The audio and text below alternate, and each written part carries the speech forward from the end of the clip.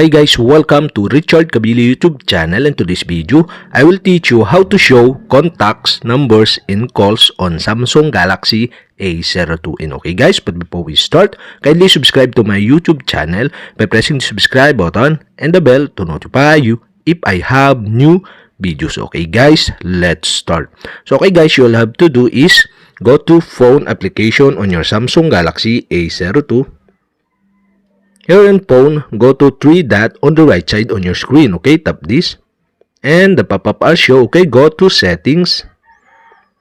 Here in settings, okay, below, you can see the other call settings. You'll have to do is tap this. And other call settings, you can see the show contacts, numbers, and calls. And on the right side of this, you can see the switch button. And okay guys, to show contact, numbers, and calls, you'll have to do is switch on the switch button on the right side.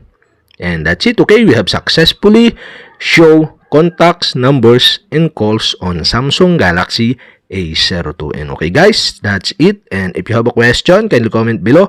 And don't forget to hit the subscribe button and the bell to notify you if I have new videos. Okay guys, thank you for watching.